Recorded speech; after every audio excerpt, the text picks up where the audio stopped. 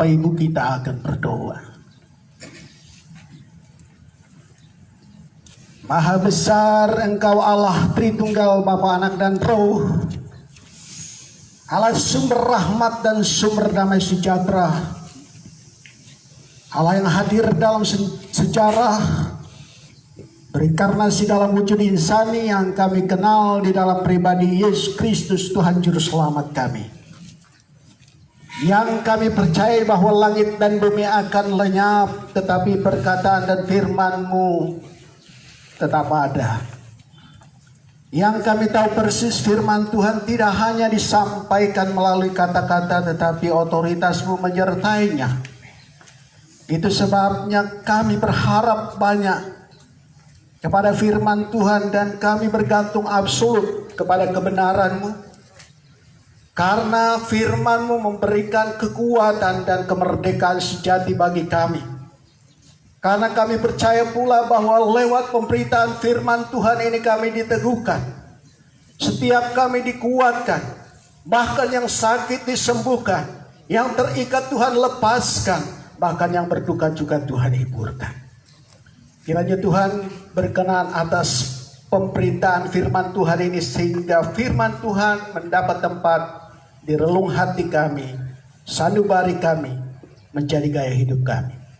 Menit-menit yang kami gunakan, Tuhan berkati. Di dalam nama Yesus. Haleluya. Amin. Shalom. Damai sejahtera bagi kita sekalian dan selamat pagi. Dan tentu saja kita berbahagia pada pagi hari ini oleh karena Tuhan telah menganugerahkan satu tempat dan waktu yang istimewa bagi kita untuk bersama-sama selebrasi, mengucap syukur atas berkat Tuhan yang begitu ajaib dan luar biasa yang telah Tuhan lakukan bagi lembaga yang tentu saja sudah dikuduskan bagi Tuhan, yaitu sekolah tinggi sekali ini. Puji nama Tuhan. Bapak Ibu Saudara, saya diberikan kesempatan untuk menyampaikan Injil Tuhan dalam acara wisuda Sekolah Tinggi Teologi Injil Indonesia Samarinda. Dan untuk itu Bapak Ibu Saudara, waktu yang akan kita gunakan untuk merenungkan firman Tuhan ini adalah 20 sampai dengan 25 menit. Dan itu sangat cepat. Untuk itu sendengkanlah seluruh potensi kita untuk mengikuti pemberitaan ini, sehingga apa yang saya sampaikan sampai kepada maksud yang dikehendaki oleh Tuhan. Tema wisuda tahun ini adalah The Lover of Wisdom, pencinta kebijaksanaan. Kita akan lihat bersama-sama dalam 1 Korintus pasal yang pertama ayat yang ke-24. 1 Korintus pasal 1 ayat yang ke-24.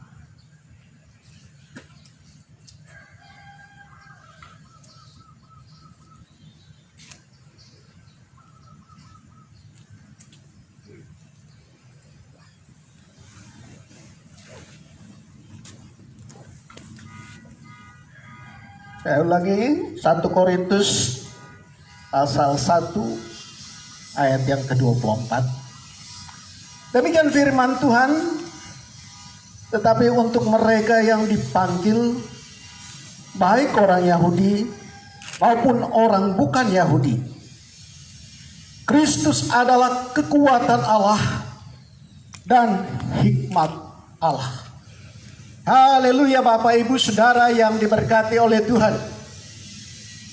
Menarik sekali dalam teks ini bahwa rasul besar, rasul yang telah ditetapkan oleh Allah menjadi pemberita Injil, mengungkapkan satu fakta yang sangat menarik dalam 1 Korintus pasal 1 ayat 24. Bagi mereka yang terpanggil, baik itu orang Yahudi maupun orang Yunani, Kristus adalah kekuatan Allah dan hikmat Allah.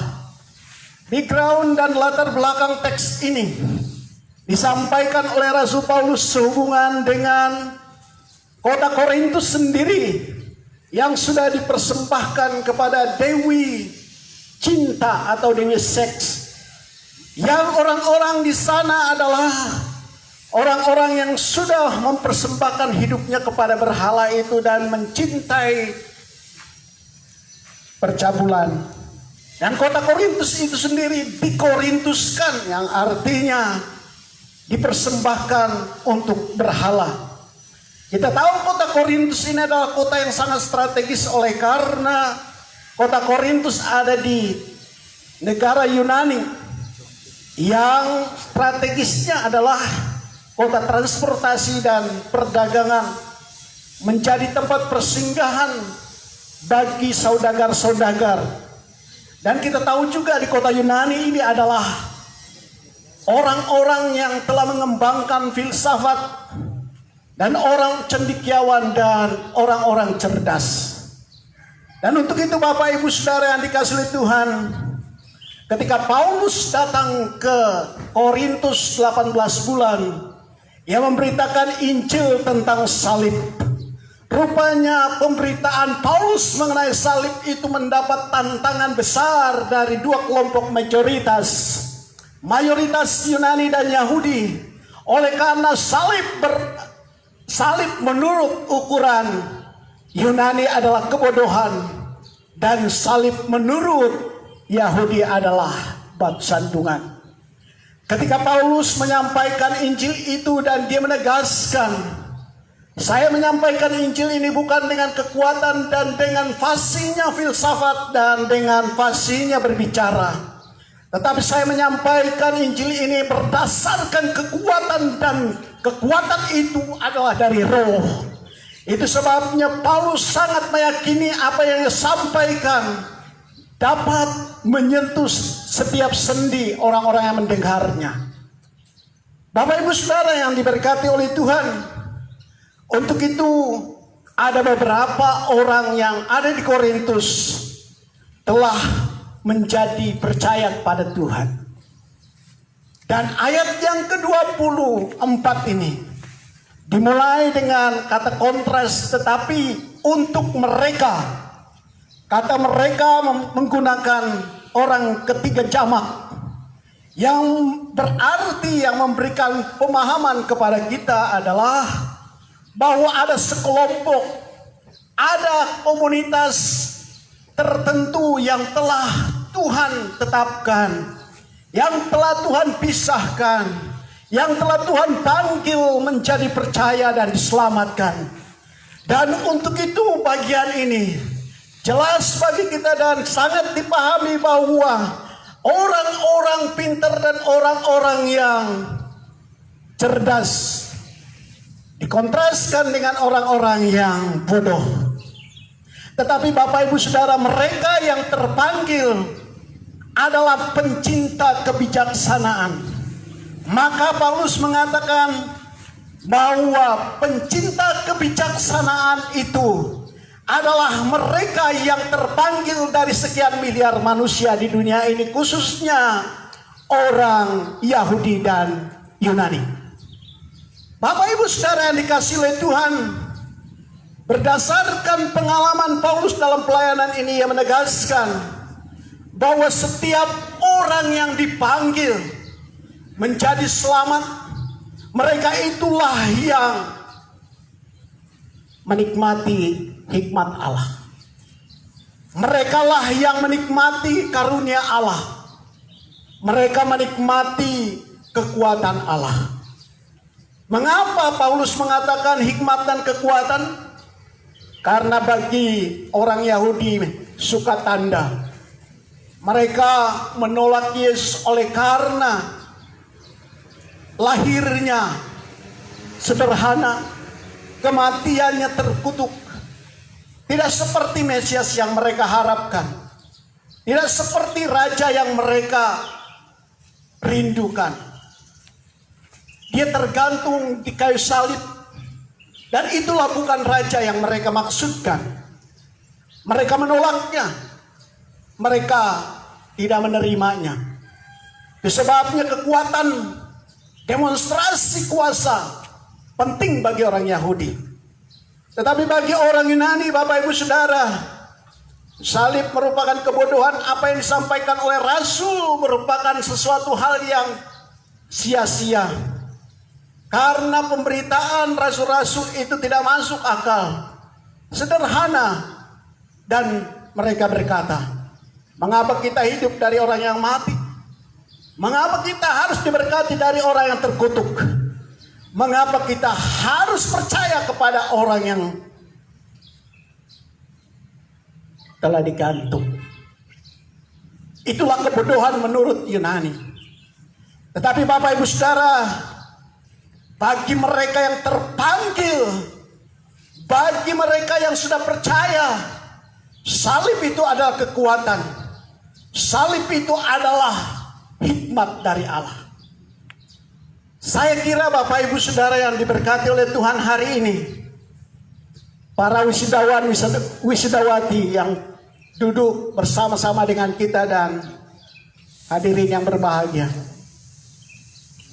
kita adalah orang-orang yang sangat spesial karena kita dipanggil menjadi bagian dalam pelayanan kerajaan Allah. Kita adalah orang-orang yang telah dipersiapkan Allah untuk menyatakan kebenarannya di tengah-tengah dunia ini. Untuk itu berbahagialah kita sekalian. Yang kedua, Bapak Ibu Saudara pencinta kebijaksanaan itu tidak hanya mereka yang dipanggil berdasarkan kasih karunia Tuhan, tetapi yang kedua adalah mereka yang dipilih. Perhatikan ayat selanjutnya, berkata demikian dari 1 Korintus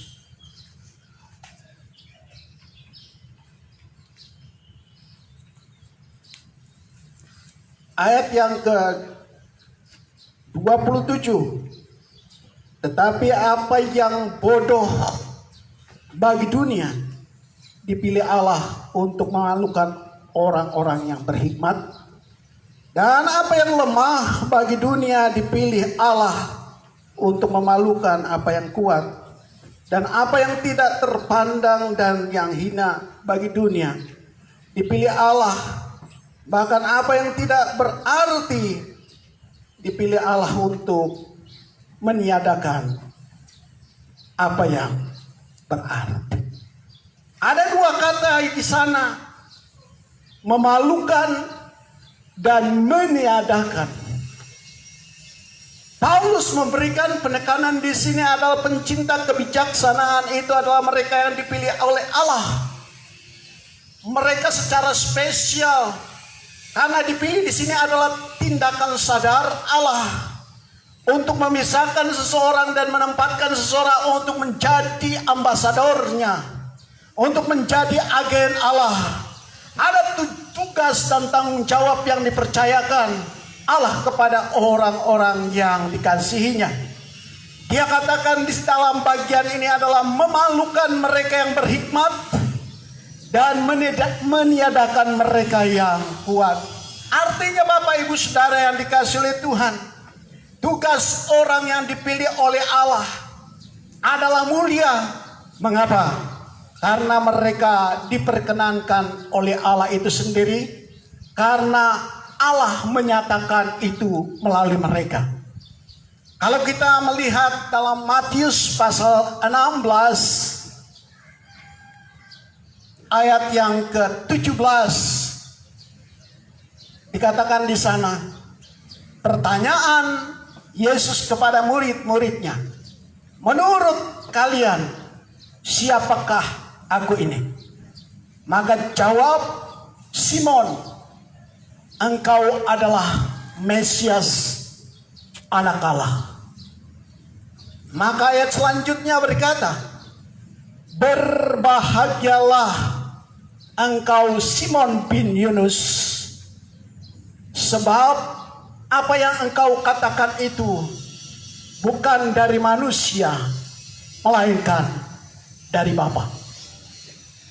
Artinya Bapak Ibu Saudara yang diberkati oleh Tuhan, bahwa pernyataan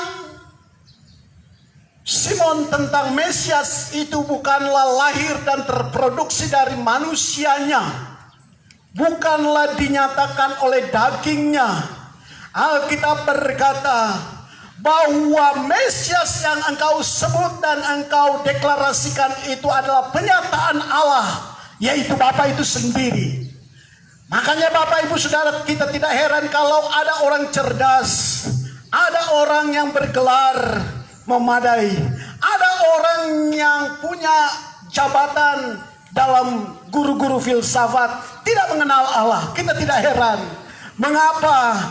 Karena ayat ini sudah jelas bagi kita dan sederhana sekali bahwa mereka tidak dinyatakan oleh Allah, wahyu Allah, revelation, tentang bagaimana Allah menjadikan mereka instrumennya. Jadi Bapak Ibu Saudara, sederhana sekali kita menjawab itu adalah ketika seorang pencinta kebijaksanaan itu adalah mereka yang sudah dipilih oleh Allah dan diperkenankan oleh Allah.